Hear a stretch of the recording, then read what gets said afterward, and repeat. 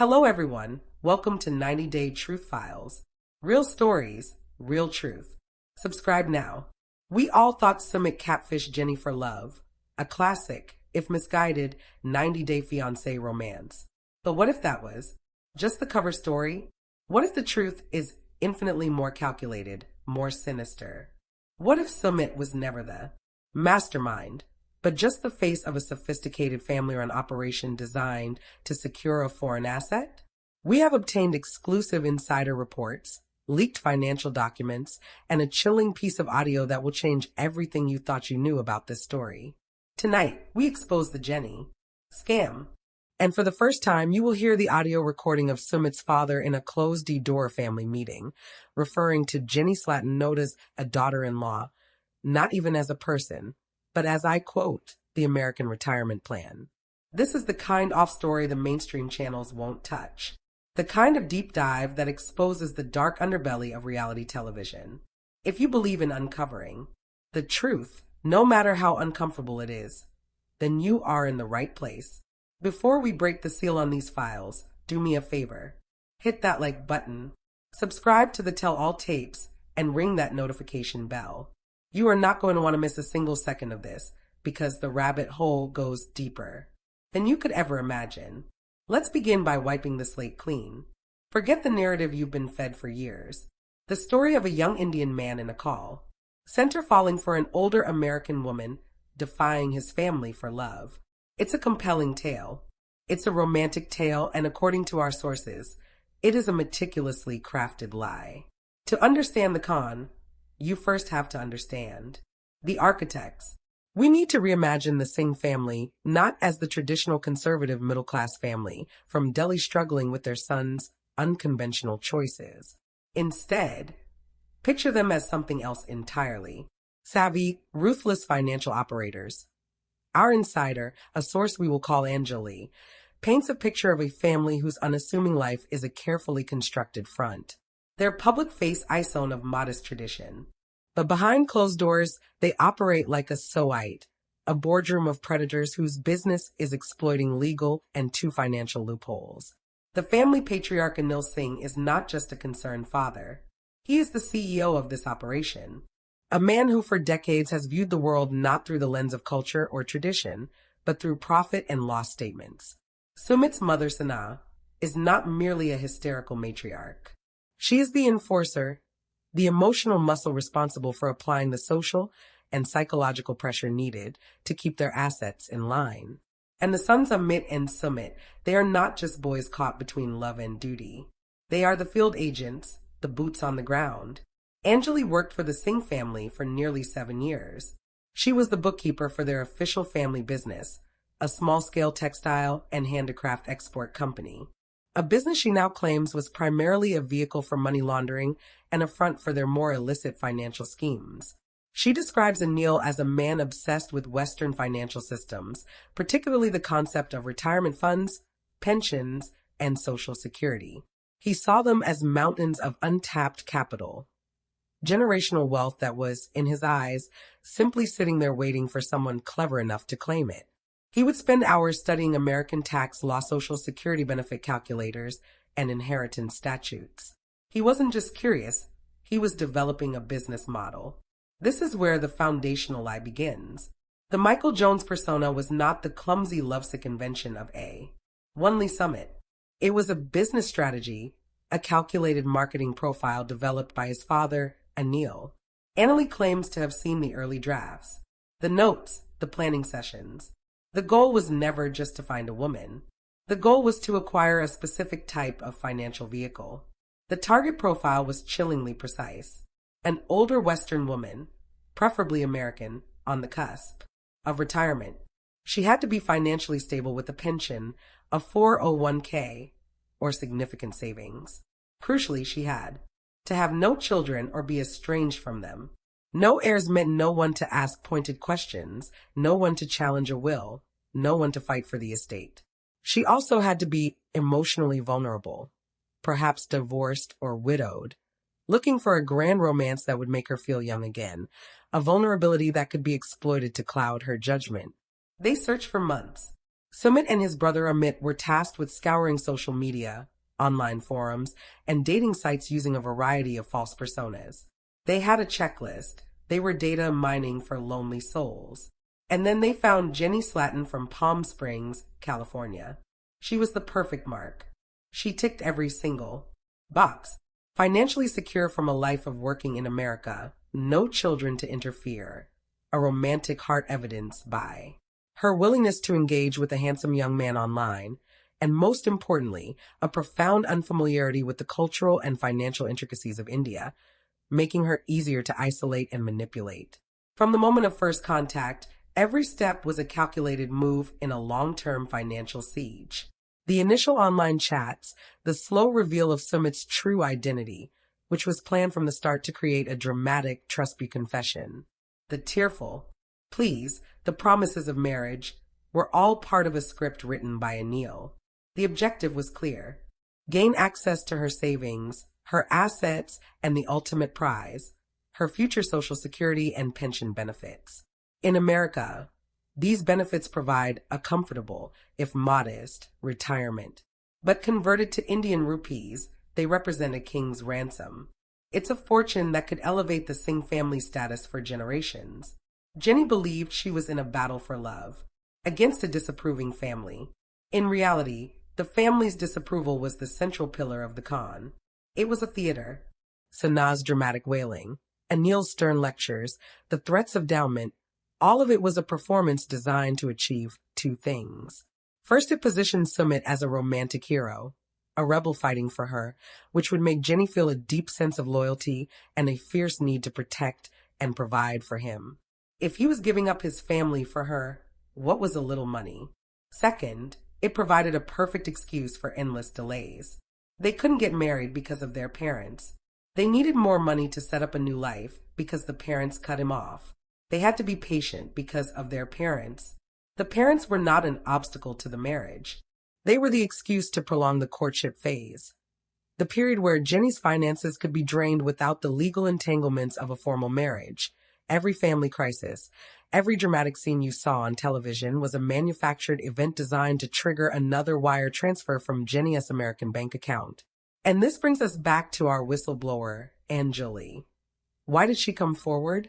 Anjali was more than just a bookkeeper. Her family had served the Singhs for 2 generations. She was trusted, but she was also meticulous. She started noticing irregularities in the export business ledgers. Small at first, unexplained expenses, payments to shell corporations she'd never heard of. But then came the Jenny file. It wasn't an official business file. It was a private ledger Anil kept, which he had carelessly left open on his computer. One evening, Anjali saw it, and what she saw made her blood run cold. That IT was a detailed accounting of every dollar Jenny had ever sent, but it was framed not as personal loans or gifts, but as initial investment trenches. The file contained spreadsheets with projections of Jenny's Social Security payouts calculated to the dollar based on her age and work history. It had analyses of her known assets, her property in Palm Springs. It was a corporate acquisition plan. The most shocking part was a section of notes, titled Phase 2 Asset Consolidation and Relocation. This detailed the family's long-term plan. Once married, they would persuade Jenny to liquidate all her American assets, transfer the funds to their accounts in India, and then move her to a more remote rural family property far from the city where she could be more easily controlled and isolated from outside contact. Anjali began to quietly make copies, digital copies of ledgers, photos of documents, anything she could get her hands on. She knew she was in danger. Anil Singh, beneath his veneer of a respectable businessman, was a man who did not tolerate loose ends. Her moment of truth came when she discovered that Anil was using her own digital signature forged to authorize transfers from the business accounts into these new shell companies, the same companies being used to process Jenny's money. He was making her an accomplice. She confronted him not with an accusation, but with a gentle question about an accounting discrepancy. His reaction was not one of confusion, but of cold, silent rage. 2 days later, she was fired, accused of stealing petty cash. She was given a severance package that was clearly hush money and a veiled threat about the well-being of her family if she ever spoke of what she had seen. For years, she remained silent, terrified, but her conscience and her fear of being implicated in a growing international fraud finally pushed her to come forward with the evidence she had been secretly gathering. The core of this evidence, the irrefutable smoking gun, is twofold. First, the digital ledger she copied, and second, a secret audio recording. Let's talk about the ledger first. It's not just a simple list of transactions. It is a meticulously detailed spreadsheet tracking a decade of financial extraction. We have a copy of this ledger. Let me read you a few sample entries with the bank details redacted for legal reasons. Date April 14th, 2013. Source, Jenny Slatten, Bank of America account, ending in 44.82. Amount $6,000 US. Purpose listed initial travel and visa consultation fee. Destination, a newly created entity called Delhi Gateway Solutions, LLC. Date, September 2nd, 2015.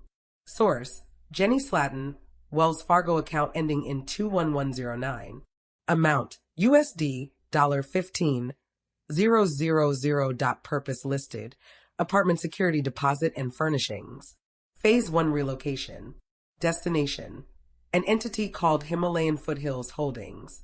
Date June 28th, 2017. Source, Jenny Slatten. Liquidation of disclaimer upfront. This video is commentary and storytelling based on online rumors and hypothetical scenarios. We do not have verified leaked documents or authentic private audio. If any claim cannot be confirmed through reliable public sources, treat it as an proven allegation. Now, let's begin. Everyone thinks they know this story.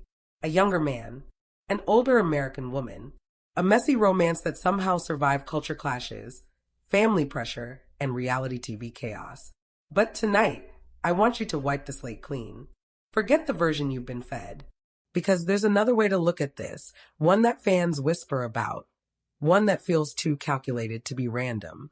What if the catfish for love angle was never the real plot? What if it was the cover? What if the truth, if it exists, was colder, more strategic, more businesslike than anyone wants to admit? And here's the key word, if. Because we are not here to present unverified claims as facts. We're here to examine patterns, motives, and the uncomfortable questions that mainstream recaps usually avoid. If you're into deep dives, critical thinking, and separating evidence from emotion, you're in the right place. Before we go deeper, hit like, subscribe, and ring the bell, because this story gets darker the closer you look. Now let's set the stage. When most people picture Sumit's family, they imagine a strict, traditional household trying to protect their son from a relationship they don't understand. That's the surface narrative. But a different interpretation exists. The Singh family as operators. Not evil movie villains, not cartoon criminals, just people who might view relationships through the lens of leverage, security, and long-term benefit. In that interpretation, love is not the engine. Love is the packaging. The engine is money, residency, control, inheritance, stability, call it what you want. And in the middle of that, Jenny becomes more than a person. She becomes a plan. Again, that's a theory that circulates in fan communities, not a proven fact. But when you examine the details, you start to see why the theory won't die. Let's talk about the Michael Jones persona, because that's the doorway into everything. A catfish identity is often impulsive, a lonely guy, a stupid decision, a fantasy. But a different possibility is that the persona was built like a product, designed, refined, aimed at a specific target type. And what target type would that be if the goal wasn't romance? An older Western woman, ideally American, close to retirement, some savings, some stability, and crucially, less family around her to question decisions, intervene, demand transparency, or challenge financial choices. Now, I'm not saying that was the plan. I'm saying that if someone wanted to design a relationship for financial security, that target profile would be painfully logical. And this is where online whispers bring in a source narrative. You'll hear people claim there was an insider, someone who worked around the family business, someone who saw the real side. In Rumorland, this person describes a family that appears modest publicly, but privately runs life like a boardroom. Pressure tactics, coordinated messaging, emotional leverage. The patriarch as the strategist, the mother as the enforcer, the sons as the field agents. It sounds dramatic, almost too dramatic. And that's why it's perfect for rumor culture. It turns complicated humans into archetypes. So how do we handle it responsibly? We ask, what parts can be checked and what parts are just story dressing? For example, you can observe on-screen dynamics, the consistent family opposition, the intensity of emotional pressure, the repeated demands, the conflicts around marriage. Those are visible. But jumping from pressure to financial conspiracy is a leap that requires evidence. And evidence is exactly what the internet usually does not have. So instead of shouting accusations, let's analyze the mechanics of control. Mechanic 1, isolation. In many relationships that become unhealthy, one partner becomes separated from outside influence, friends, family, support systems. Isolation doesn't need handcuffs. It can be subtle. Moving countries, language barriers, dependency for navigation, paperwork, social life. When you rely on one person to translate the world, you also rely on them to define reality. Mechanic 2, sunk cost. The more time, money, and emotional energy someone invests, the harder it becomes to admit they were misled. A person can ignore red flags, simply, because acknowledging them would mean admitting years of sacrifice might have been for nothing. Mechanic 3, uncertainty cycles. Hot and cold, hope and disappointment, progress and setback. The human brain becomes addicted to almost accepted, almost married, almost peaceful, almost normal, and that almost can keep someone stuck for years. Now look at the relationship through that lens, and suddenly the story isn't just messy romance. It's a long chain of dependency loops that can happen even without a grand criminal plan. Which is important, because sometimes the truth is less mastermind conspiracy and more human weakness exploited by circumstances. But the theory about retirement plan keeps circulating, so let's address it carefully. People online claim there was private audio of a family member referring to Jenny like an asset. We cannot verify that. And unless there is a credible public source, you should treat it as unconfirmed. But here's what we can discuss. Why that phrase feels believable to some viewers. Because the age gap plus the ongoing financial realities of international relationships make people suspicious by default. When someone older supports travel, housing, legal fees, and relocation costs, money becomes part of the relationship whether anyone wants to say it out loud or not. And if money is part of it, viewers start asking, who benefits most? Who gains stability, status, opportunity, or resources? Those questions are not hate. They're the exact questions any responsible adult would ask if their friend was making big life decisions across borders. Now let's zoom in on the timeline logic. A romance doesn't need to be fake to still be used. That's another uncomfortable truth. Someone can genuinely feel attachment and still realize the relationship provides a ladder, immigration possibilities, financial safety, future inheritance, or social leverage. Two things can be true at once. Feelings exist and advantage exists. And reality TV thrives in that gray area because it's impossible to prove what's in someone's heart.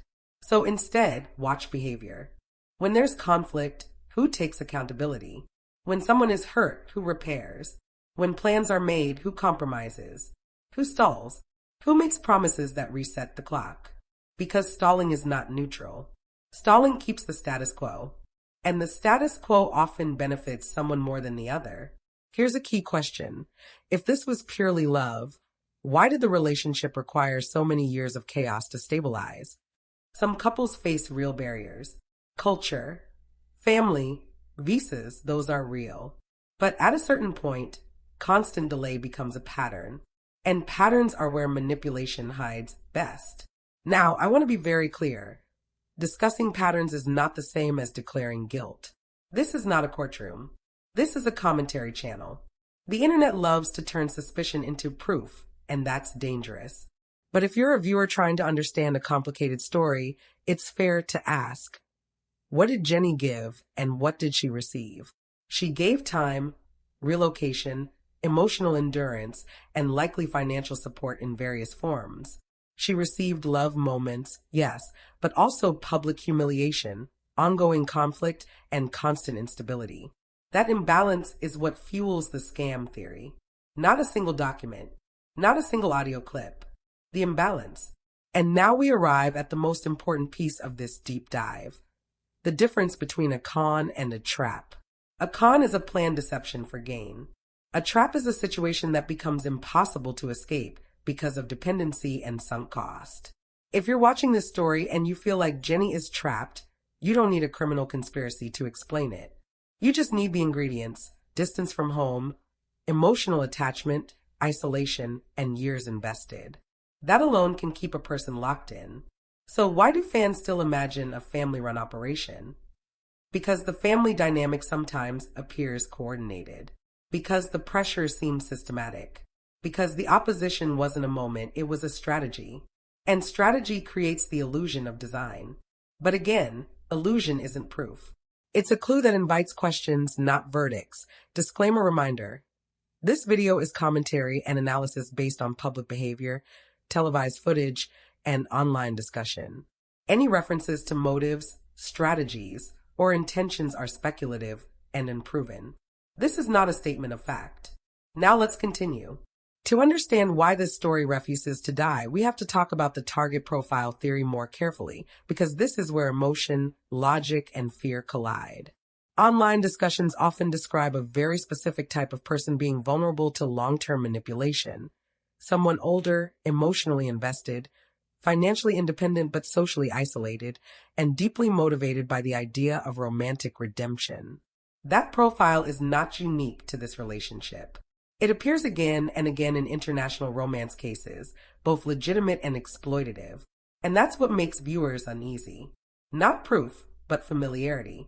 When people recognize a pattern they've seen before, alarm bells go off even if the details differ.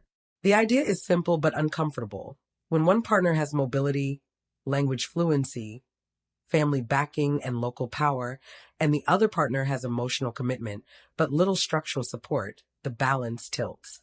And once the balance tilts, control doesn't need to be announced. It becomes invisible. Now think about how often the relationships seem to move forward only after immense struggle, public embarrassment, or emotional breakdown. Progress was never smooth. It came in bursts, after tears, after ultimatums, after humiliation. That's not how equal partnerships usually stabilize. That's how pressure systems work. Hope is released just often enough to keep someone invested. The moment someone feels ready to walk away, a new promise appears. A new plan. A new almost. And almost is powerful. Almost keeps people stuck longer than outright rejection ever could.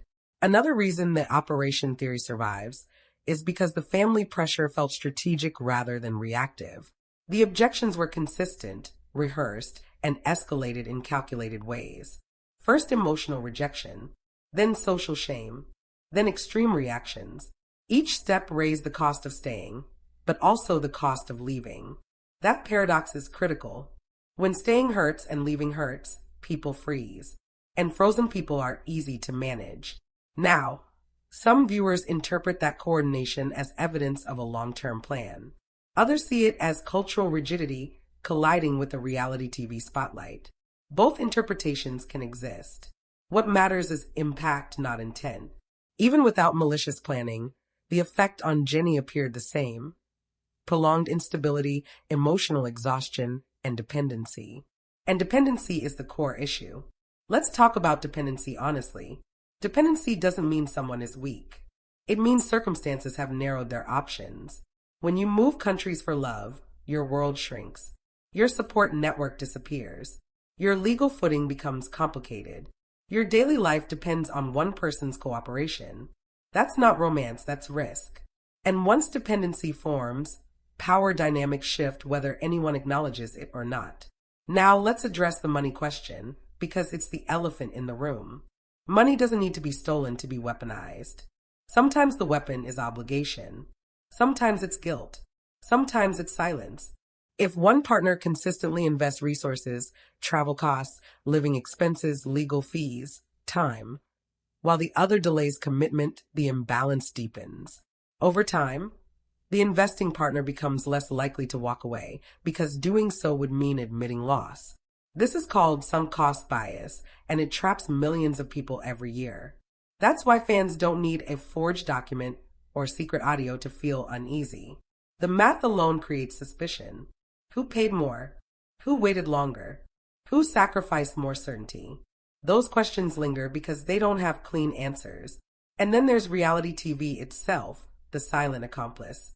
Editing can exaggerate drama, but it can't invent years of delay.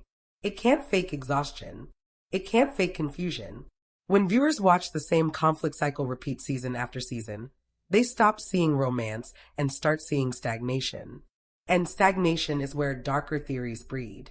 Now here's a crucial point that often gets lost. A relationship can be unhealthy without being a scam.